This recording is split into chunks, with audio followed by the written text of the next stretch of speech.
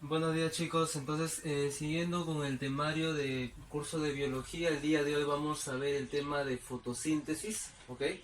Ya hemos terminado lo que viene a ser la parte química molecular de los seres vivos. Hemos visto biomoléculas inorgánicas y orgánicas, las diferencias, los tipos, características, entre otros. Y ahora vamos a entrar un poco más a la parte metabólica de los organismos vivos, que corresponde a la nutrición en cuanto a fotosíntesis y respiración celular, ¿ok? Ya hemos visto lo que es un metabolismo. El día de hoy vamos a tomar entonces la fotosíntesis, una de las tantas síntesis que realizan los seres vivos, uno de los cuantos procesos metabólicos, ¿ok? Metabólicos significa reacciones químicas dentro de un ser vivo, de tipo anabólico. Este ser vivo va a tomar energía del ambiente para construir o crear sustancias materiales como moléculas de, digamos, glucosa, ¿no? Es decir, vas a convertir la energía en materia. La energía más utilizada, o mejor dicho, la energía utilizada en el proceso de fotosíntesis es justamente la luz. El término foto significa luz. Es un tipo de nutrición autótrofa. ¿Qué significa ser autótrofo? Significa que el organismo produce su alimento, ok, entre comillas, a partir de la energía sin necesidad de obtenerlo de otro individuo, es decir, no se alimenta de otro individuo, no caza, no depreda a otro individuo, ok, de manera general, autótrofo. Los organismos que realizan fotosíntesis son los siguientes. Tenemos a las cianofitas, que son un tipo de bacterias, ¿ok?, que realizan fotosíntesis. Fueron uno de los primeros organismos que empezaron a realizar fotosíntesis. Las plantas, una de las más conocidas e importantes, y las algas, que aunque no se llevan el mérito de las más importantes, en cierta manera sí son muy importantes ecosistémicamente, ya que componen o construyen el 70% de oxígeno molecular de tipo fotosintético que va a la atmósfera. En pocas palabras, la mayor parte del oxígeno que se presenta en la atmósfera no es gracias a las plantas, sino a las algas. Dice, es de tipo sintético. ¿Por qué? Porque crea, construye, sintetiza moléculas de tipo energónico. ¿Por qué? Porque se introduce la energía, no se libera ni se produce, sino que se introduce, se mete energía. Es constructivo, ¿por qué? Porque vas a construir moléculas complejas a partir de elementos sencillos como el carbono, hidrógeno y oxígeno, para construir moléculas complejas como por ejemplo la glucosa. Además de eso, de manera general se dice que toma el CO2 del ambiente y libera el oxígeno como desecho, ¿okay? Ahora vamos a tomar el punto de estructuras de la parte macro hasta la parte micro para ver qué estructuras son las que principalmente cumplen la función justamente de fotosíntesis. Obviamente en las plantas, porque son los organismos tipo estudiados. Tenemos también un resumen y obviamente también el proceso en sí, el proceso químico en sí, ¿ok? Que más adelante lo vamos a ver. Listo, entonces, obviamente vamos a tomar una planta cualquiera. Quizás conozcas esta planta. Yo estoy seguro que conoces esta planta. Esta planta se te debe hacer muy familiar, ¿ok? Listo. Ahora, el órgano más importante de la planta es justamente la hoja, el más importante, y también en algunos casos el tallo, cuando la hoja a veces es transformada en otra cosa, pues no, muchas veces es transformada en espinas. Por lo tanto, ya no se realiza la fotosíntesis en la hoja, sino más bien en el tallo. Pero de manera general, en la mayoría de plantas, la hoja es la más importante que realiza fotosíntesis. Al tomar un pedazo de hoja y al hacerle un corte histológico, podemos observar las siguientes estructuras dentro del tejido vegetal que realiza la fotosíntesis. ¿Cuál es el tejido vegetal más importante que realiza fotosíntesis dentro de las plantas? Obviamente es el parénquima clorofiliano. Recuerda el término clorofil, porque justamente siempre va a estar relacionado con la fotosíntesis, ¿ok? Más adelante te lo voy a volver a mencionar. El parénquima clorofiliano, o también llamado de manera comprimida la palabra clorénquima, ¿ok?, que se encuentra en el tejido de la planta, de la hoja, es justamente el que realiza la fotosíntesis. ¿Está bien? Por arriba tenemos la cutícula y por abajo tenemos también una capa de células que presentan poros llamados estomas, que realizan el intercambio gaseoso. ¿Por qué es que presentan los poros mayor cantidad de poros abajo, llamados estomas, más que arriba? Y arriba me presenta una cutícula bien cerrada. Lo que pasa es que al, digamos, estar expuestos al sol, la cutícula debe ser cerrada, ¿ok? Es más, tienen una membrana grasosa también, la cutina, las plantas, que les ayuda o les facilita impedir la salida o la evaporación del agua por exceso de calor. Y además de que por este lado debe haber bastante parénquima clorofiliano, ya que ahí se realiza principalmente el contacto entre la luz y la hoja. Mientras que en la parte inferior, ¿okay? En la parte inferior, más bien debe haber una cantidad superior de estomas, ya que como es un ambiente más frío, es más fácil la regulación del intercambio de gases entre CO2 y O2. Recuerda, en la parte de la zona de las vas a tener gran cantidad de parénquima clorofiliano, mientras que en la parte inferior de la hoja, es decir, el embés, ¿está bien? El embés, tú más bien vas a tener una cantidad de estomas para que suceda justamente ahí el intercambio de gases. Recuerda que la fotosíntesis también interviene muchos gases y agua. Y esta agua y estos gases deben hacer un intercambio para que haya esa regulación, como una bomba. Ahora, cada célula de este tejido, ¿okay?, que realiza fotosíntesis, tiene una organela dentro de sí. Una organela que más bien es una célula dentro de nuestras células. O sea, en el caso de las plantas, es una célula de tipo bacteriana, una bacteria primitiva, antigua, ¿ok?, ya extinta, que está mantenido adentro del cuerpo de las células vegetales. Esta organela es justamente el cloroplasto, ¿ok? El cloroplasto no es una organela en sí, en cierta manera, aunque sí se considera como organela. Es más que todo una bacteria que está dormida dentro de la planta, ¿ok?, que le ayuda a diferentes procesos. Como toda bacteria debe tener su membrana, ¿está bien? Su membrana. Pero, ¿por qué dice que es una membrana doble? Lo que pasa es que la célula, para no eliminarla y no desecharla, también le regaló un poco de su membrana. ¿Para qué? Para que sea parte de ella, para que se camufle y digamos su estómago de ella, entre comillas, no se alimente de ella, ya que la va a reconocer como parte de la célula grande, pues, ¿no? Listo. Ahora, también tiene obviamente su citoplasma. El citoplasma de esta bacteria va a recibir otro nombre, se le llama estroma, ¿ok?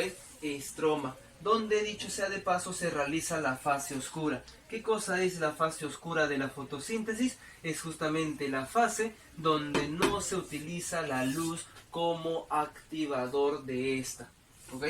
Y sucede en el citoplasma de esta bacteria, llamado correctamente como estroma, ¿ok? Dentro de un rato te explico más.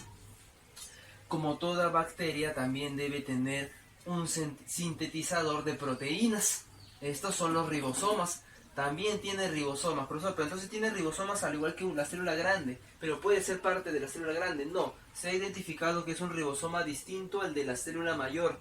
¿Por qué? Porque tiene un ribosoma de tamaño 70S, que es típico en bacterias, ¿okay? Es un ribosoma bacteriano. Además de eso, que le ayuda a la síntesis de sus propias proteínas, ajenas a la célula mayor. Como toda célula, también debe tener un ADN, y en este caso es un ADN circular, ¿okay? Similar, o digamos, es un ADN de tipo bacteriano propio del cloroplasto, que sintetiza las proteínas propias del cloroplasto, que la célula mayor no la tiene, ¿ok?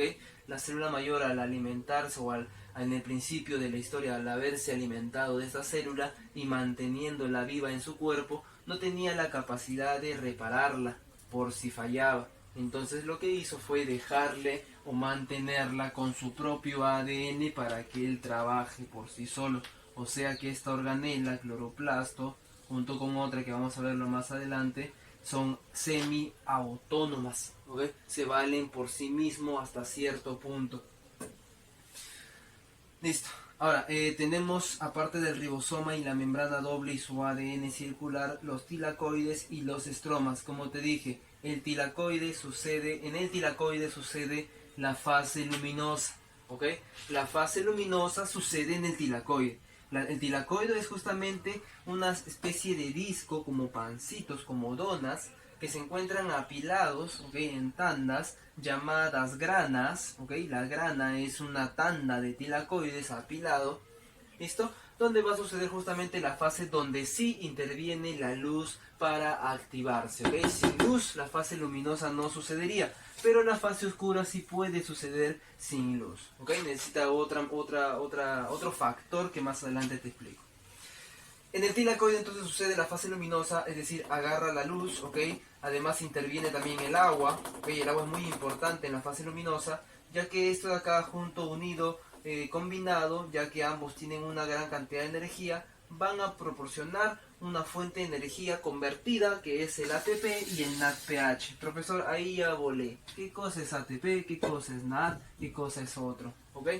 Tenemos acá entonces, te lo he colocado por este ladito como una especie de asteriscos o puntos apartes para que entiendas qué cosa es ATP, qué cosa es NAD, qué es eso, profesor. El ATP, ¿okay? El ATP, o también llamado adenosin trifosfato, de ahí viene las letras de ATP, adenosin, A, tri, de 3 fósforos, ¿ok? P, de fósforo, ya que fósforo en latín se escribe con pH, que literalmente o a modo sencillo se podría decir que es energía. Si tú tienes ATP, tienes energía. Si tienes una moneda de ATP, tienes una moneda de energía. Si tienes 2, tienes el doble. Si tienes 3, tienes el triple. O sea, tienes una mayor capacidad de realizar actividades. Ahora, esta moneda, en cierta manera, como cualquier moneda, tiene divisas, o sea, tiene cambios. Los cambios son el NAD y el FAD. El NAD es la nicotinamida, el FAD es la flaminamida, ¿ok? El NAD equivale a 3 ATPs, así como si fuese el sol y el dólar. El NAD equivale a 3 ATPs, mientras que el FAD solamente equivale a 2 ATPs. Tenemos el tilacoide, que es justamente la que capta la luz y el agua y lo convierte en energía, energía que va a ser enviado al estroma. Recuerda que el estroma era como el citoplasma, que sucede en la fase oscura, donde esta energía, unida al CO2 y unida a una molécula que se recicla constantemente, va a ayudar a la formación de lo que él quiere en realidad, que es la glucosa, molécula primordial para crear otras más, como lípidos, proteínas, entre otros, ¿ok? Etcétera. Todo se basa en los glúcidos. Entonces, la fórmula general, lo que se necesita y lo que se produce dentro de la fotosíntesis, ¿ok? De manera resumida, la fotosíntesis en las plantas capta la luz, toma el agua para producir glucosa y desechar como resto, como basura, el oxígeno que es aprovechado por nosotros, ¿no? Entonces tenemos moléculas de CO2, tenemos moléculas de agua, tenemos la intervención de la luz fuera de la reacción, ¿ok? Como un extra, y tenemos la producción de la molécula glucosa, ¿ok? Esta es su fórmula, y desecho de oxígeno. Te he puesto con colores para poder identificar dónde se utiliza y dónde se produce, ¿ok? Dónde se produce, dónde se utiliza. Acá tengo, por ejemplo, el CO2 utilizado por aquí, ¿está bien? Y el agua utilizado por este lado, luminosa, y la molécula de glucosa producido por la fase oscura y el oxígeno producido en la fase luminosa. ¿Ok? Ahí tenemos todo, lo podemos volver a mencionar luego más tarde. Ahora, dentro de los tilacoides también se encuentra una molécula, ¿okay? Un pigmento, que es justamente el que se encarga principalmente de realizar la fotosíntesis. El pigmento principal para la fotosíntesis también es llamado clorofila, ¿ok? Y te dije, el término clorofil tienes que recordarlo, ya que se utiliza mucho en el tema de fotosíntesis, es básico. Tenemos el cloroplasto, ¿ok? También otra vez el término cloro, tenemos el parénquima clorofiliano, también el término cloro, y tenemos el pigmento llamado clorofila, que es muy parecido a la hemoglobina en el ser humano, solamente que tiene un cambio de elemento primordial que vendría a ser el magnesio. ¿Y qué característica tiene el magnesio? ¿Qué particularidad tiene el magnesio? La naturaleza se ha dado cuenta que la clorofila, que contiene magnesio, es muy importante, ya que el magnesio es un metal que tiende a captar y liberar mucha cantidad de energía. Es más, también nosotros pudimos darnos cuenta de eso y lo utilizamos, por ejemplo, en el flash de la cámara, ¿ok? El magnesio se encuentra en el flash de la cámara, le aplicas un poco de energía y es capaz de explotar mucha más energía lumínica, ¿ok? Listo, ahí está. Entonces tenemos como base que La fotosíntesis es metabólico de tipo anabólico, que va de la construcción de energía y elementos simples a materia muy desarrollada como moléculas de tipo glucosa. Lo realizan las cianofitas, las plantas y algas. Utiliza, por ejemplo, escúchame, estructuras como la hoja. Dentro de la hoja el parénquima clorofiliano, dentro del parénquima clorofiliano el cloroplasto, dentro del cloroplasto tenemos el tilacoide y el estroma, ¿okay? Que van a realizar el tilacoide la fase luminosa y el estroma la fase oscura. Dentro del tilacoide, que está en el cloroplasto, se encuentra el pigmento llamado clorofila. Y en esta clorofila, justo en el centro, se va a encontrar un bioelemento, ¿okay? Un elemento llamado magnesio, que es un metal. ¿Está bien? Un metal. Listo. Tenemos también la fórmula. Básicamente la fórmula lo que te dice es que se utiliza el CO2, se utiliza el agua, aparece la luz, los activa y produce glucosa y libera como desecho el oxígeno aprovechado por nosotros, ¿ok? Y parte de esa energía que se utiliza es ATP y sus derivados como el NAD y el FAT. Ya sabemos las equivalencias. Ahora, te voy a mencionar el resumen antes porque la parte del metabolismo en sí es muy complejo, ¿ok? Ya tú puedes seleccionar según el nivel que necesites para tu ingreso. Mira, el resumen dice lo siguiente: tenemos dos fases, la fase luminosa y la fase oscura. La fase luminosa sucede ¿dónde? En el tilacoide, que son estas plaquitas de acá, ¿ok? Estas plaquitas de acá. Acá te he hecho un corte de una de las placas, ¿ok? Acá digamos que en una de las placas hay varios de estos tipos, varios de estos, ¿ok? Se repite varias veces. Y la fase oscura sucede en el estroma, que viene a ser la parte líquida, la parte acuosa, el citoplasma de la bacteria. ¿Está bien? Además debemos saber que los tilacoides o las granas, el conjunto de tilacoides, está colocado encima de una lamela, ¿ok? Sin acento por si acaso. Lamela. Entonces la fase luminosa lo que utiliza, como su nombre lo dice, es la luz. Y una vez que se utiliza la luz, se produce una energía llamada NADPH y ATP. Y este NADPH y ATP es enviado al estroma, a la fase oscura, en el llamado ciclo de Calvin-Benson, ¿ok? Ciclo de Calvin-Benson. Y es utilizada esa energía y de vuelta como NADP y ADP. En pocas palabras, es como si tú estuvieses en tu casa y llevaras tu cargador lleno. Tienes toda esta energía, la llevas a tu trabajo, la utilizas en tu trabajo y devuelves tu batería descargada. Pues no, una y otra vez. La llevas a tu casa, la cargas. La llevas a tu trabajo, la descargas. La llevas a tu casa, la cargas. Listo. Ahí tenemos entonces el resumen. Ahora sí vamos a lo que vendría a ser el proceso químico de la fotosíntesis. La fotosíntesis se divide en dos bloques, la fase luminosa y la fase oscura, ¿ok? La fase luminosa, que sucede en el tilacoide, que son esos panecillos, ¿ok? Que están ubicados en las lamelas dentro del cloroplasto, y la fase oscura, que sucede en el citoplasma de esa bacteria llamada cloroplasto, que recibe el nombre de estroma. La fase luminosa, en el tilacoide, en su membrana, ¿ok? En su membrana, este es un pedacito de la membrana nada más, es donde se produce el NADPH y el ATP, que es energía, full energía. Mientras que la fase oscura es la que devuelve esa batería descargada, es decir, el NADP y el ADP. Todo este bloque de acá, como te digo, es solamente un pequeño pedazo de un tilacoide, ¿ok? Y todos estos de acá se van a repetir nuevamente por aquí, por acá, se repiten varias veces. Y esta de acá, este conjunto de proteínas que se encarga de sintetizar energía, se le llama cuantosoma, la unidad fotosintética de los tilacoides de la fotosíntesis. Es decir, que todos estos bloquecitos tienen que repetirse varias veces y hay varios cuantosomas dentro de un tilacoide, que es la mínima unidad entonces fotosintética. ¿De qué está compuesto, profesor, este cuantosoma? Está compuesto de las siguientes proteínas.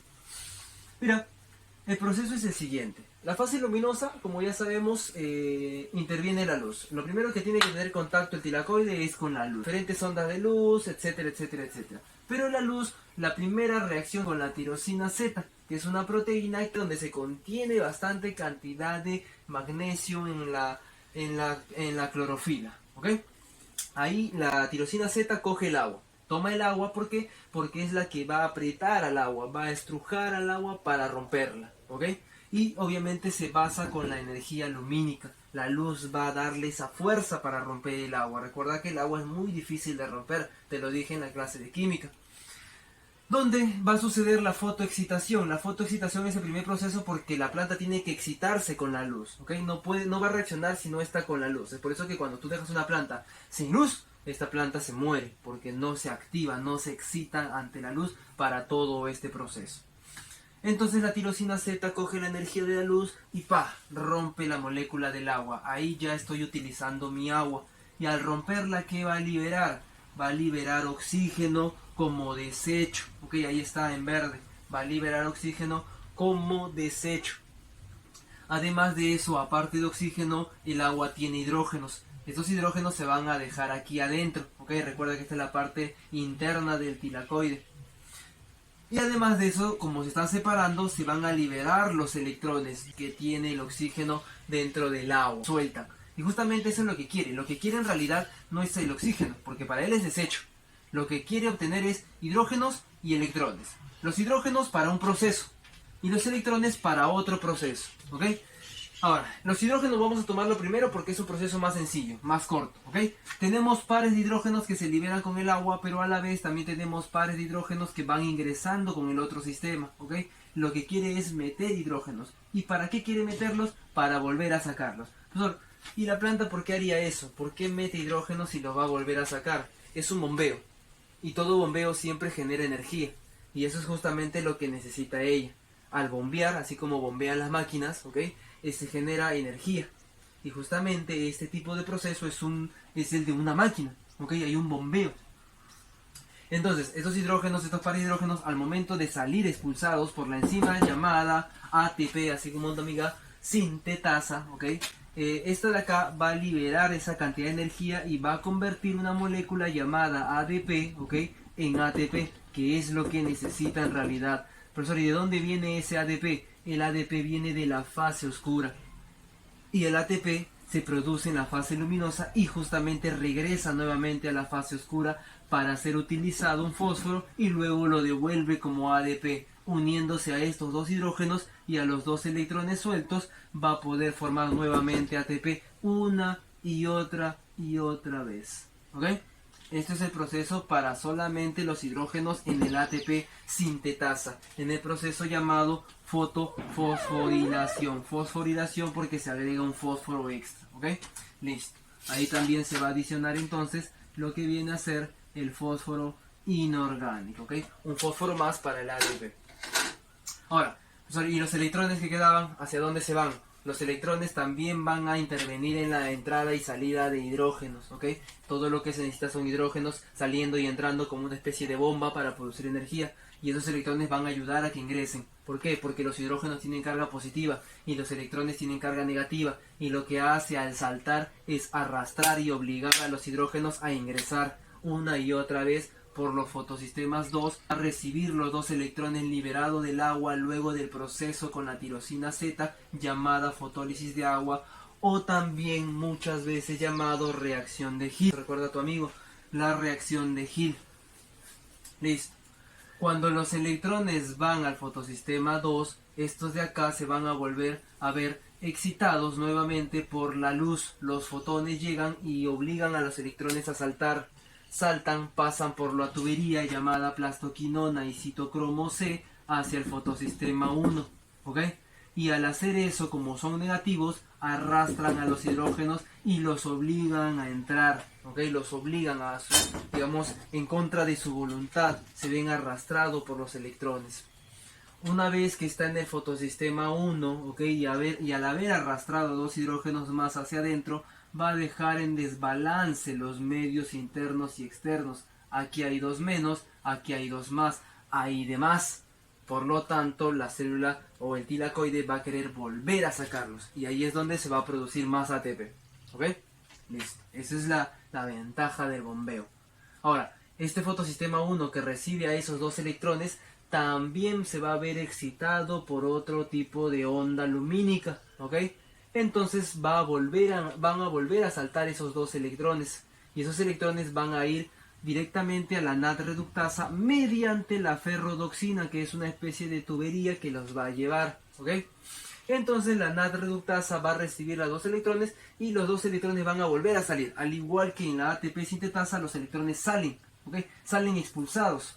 Y estos electrones se van a unir a hidrógenos y al NADP, que también viene de la fase oscura, para producir NADPH, que se produce en la fase luminosa y luego es enviado nuevamente a la fase oscura, ¿ok? Listo. Ahora, nuevamente esto de acá, este salto de electrones, obliga a que ingresen otros 2 hidrógenos y otra vez ayuda a que haya un desbalance, de hidrógenos y nuevamente sale más energía. En pocas palabras, ambos son como una especie de explosión en cadena. De poca energía se genera mucha más energía, ¿ok? Cada vez aumenta la cantidad de energía producida gracias a este bombeo constante, ¿ok? Es una máquina si te das cuenta de cuántos son. Listo.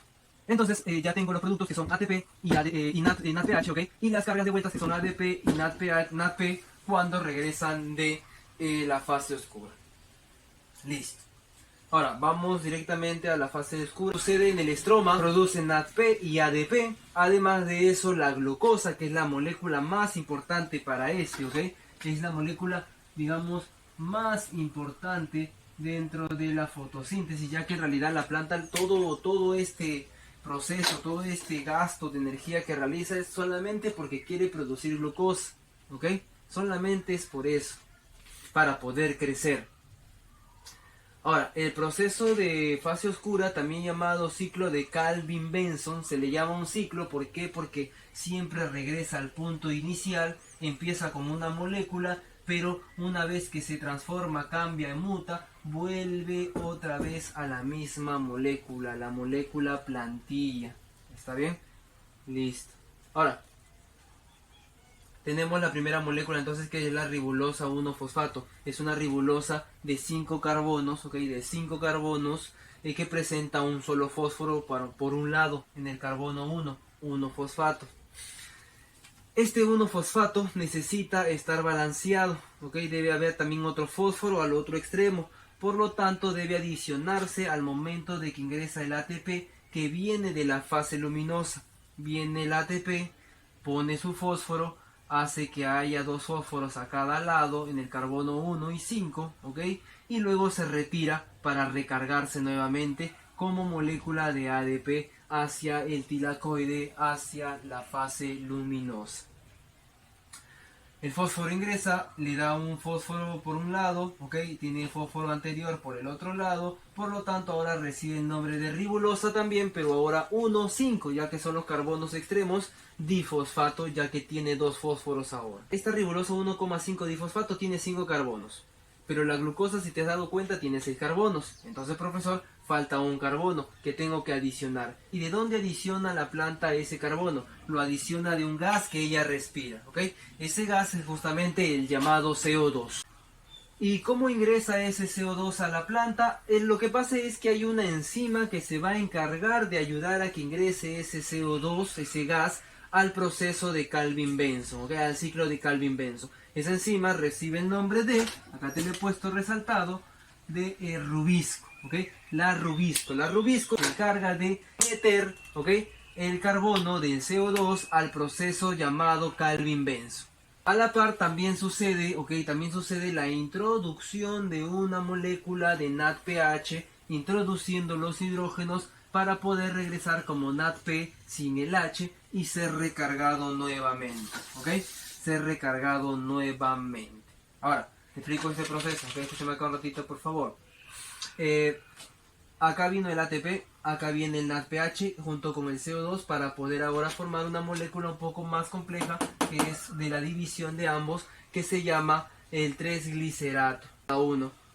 Luego de esto se recarga con ATP más ATP, recuerda, vas a gastar ATPs, y ahora formas el 1,3-diglicerato, que es lo mismo, solamente que ahora tiene 2 fósforos en cada extremo, cada una de las moléculas con 3 carbonos.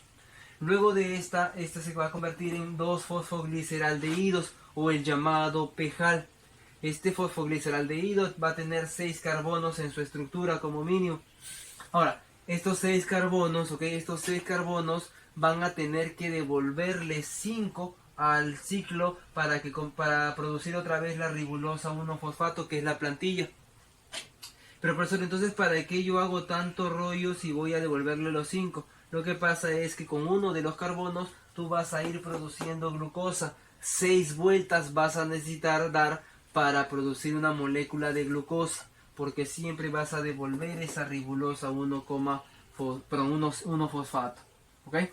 Ahora, este proceso de acá se va a ir repitiendo una y otra vez gracias justamente a la rubisco, porque sin la rubisco el CO2 no podría ingresar, ¿está bien? La rubisco es la enzima que ayuda a ingresar a ese CO2 a lo que viene a ser el ciclo en la fase oscura, ¿ok? Listo. Hay un detalle con la rubisco también que se podría decir que es que no es tan específica como el CO2 y suele confundir el CO2 con el oxígeno, haciendo que la fotosíntesis sea mucho más difícil. Si hablamos de probabilidad, la fotosíntesis en realidad ni siquiera debería existir y aún así sucede, ¿ok? La fotosíntesis sucede por más de que eso no debería existir. Ahora, quiero que sepas los factores que intervienen dentro de la fotosíntesis, que alteran o aceleran o disminuyen lo que viene a ser la fotosíntesis o la cantidad de fotosíntesis que realices, ¿ok? Tenemos los factores llamados la luz, obviamente, ya que interviene acá. Sin luz no hay fotosíntesis. Si hay un exceso de luz hay mucha más fotosíntesis, etcétera, etcétera, etcétera, ¿ok? Listo. La cantidad de CO2 y la cantidad de oxígeno, eso también influye bastante. ¿Por qué? Porque si hay buena cantidad de CO2, significa que hay una buena producción digamos, de glucosa, ya que se realiza bastante bien la fase oscura. Pero si hay mucha cantidad de oxígeno, como te digo, la rubisco no es específica, entonces se va a confundir. Si hay más oxígeno, se va a confundir más. Por lo tanto, no va a poder producir glucosa, ya que recuerda que el carbono de la glucosa viene del CO2 y el O2 no tiene carbono. Y obviamente también la temperatura, ya que si hay más temperatura hay una variación de oxígeno, hay menos oxígeno, entonces también interviene, ¿ok? Físico-químicamente hablando, hay una tendencia entre temperatura y oxígeno y CO2. Ahora vamos a ver el resumen de lo que viene a ser la fotosíntesis, la fase luminosa y la fase oscura, ¿ok? Listo. Teníamos entonces lo siguiente. La fotosíntesis es un proceso anabólico, es decir, para crecer, ¿ok? ¿Cuáles son los organismos que principalmente realizan fotosíntesis? Los que constantemente se están reproduciendo y creciendo. Cianofitas, las algas, ¿ok? Y también las plantas. Bien sabes que las plantas crecen de por vida, realizando la fotosíntesis anabólica. Ahora, la fotosíntesis se realiza principalmente hablando de plantas en lo que vienen a ser las hojas, ¿ok?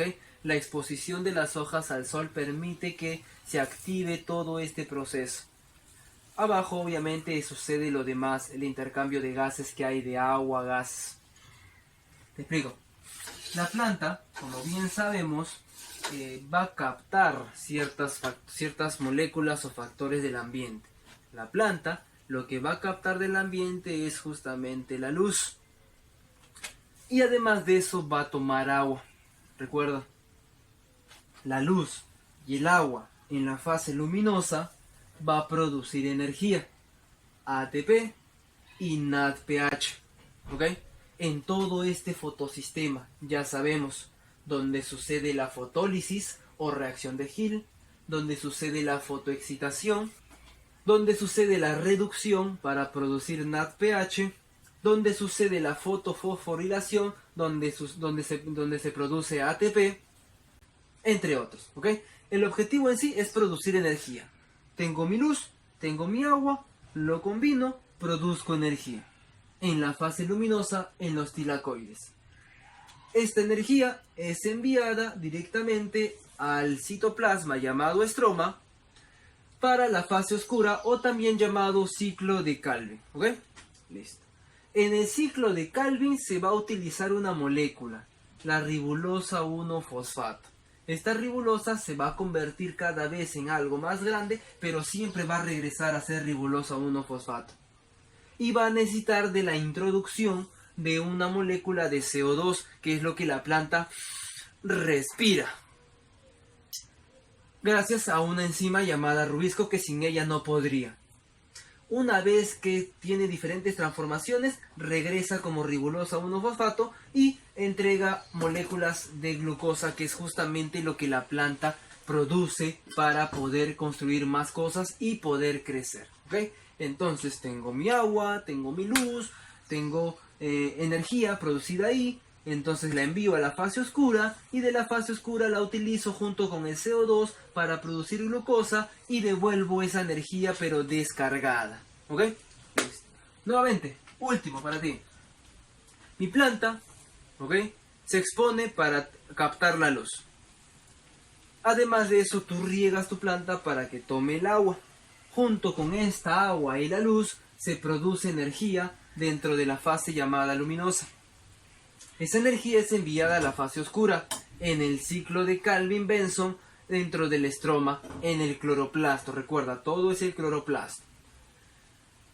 Esto de acá utiliza la ribolosa 1-fosfato, que es una molécula que se recicla una y otra vez para poder captar mediante esa respiración, entre comillas, de las plantas el CO2 con la rubisco, recuerda rubisco, pregunta de admisión, para producir al final de cuentas la molécula de glucosa, ya que es lo único que desea mi planta. ¿Está bien? Listo. Podemos ver también, si quieres subirle un poco al nivel, cuáles son los procesos que va a realizarse dentro de la fase oscura. Recuerda que aquí tenemos un fósforo y aquí le estoy agregando otro fósforo. El primer proceso entonces sería la fosforilación, ¿ok? Le estoy agregando un fósforo. En este proceso de aquí, ¿ok?, en estos dos procesos, acá podemos hablar de dos, primero yo voy a meter hidrógenos, que es lo mismo que este de acá. El segundo proceso sería la reducción, ¿ok? La reducción. Pero a la vez también estás metiendo un carbono del CO2, le llama carboxilación. Listo. Una vez que tienes toda esa actividad hasta el fosfogliceraldehído, vas a realizar la separación de las dos moléculas llamadas ribolosa 1-fosfato. A ese proceso se le llama desdoblamiento, ¿ok? Tenemos entonces el cuarto proceso, ¿ok?, que se llama desdoblamiento. Listo, jóvenes, entonces ahí tenemos un extra, ¿ok?, para ti, quizás si quieres subirle un poco más de nivel a tu examen, ¿ok?, quizás para los que van a medicina, entre otros, ¿está bien? Entonces espero que estén bien en su casa, tranquilos.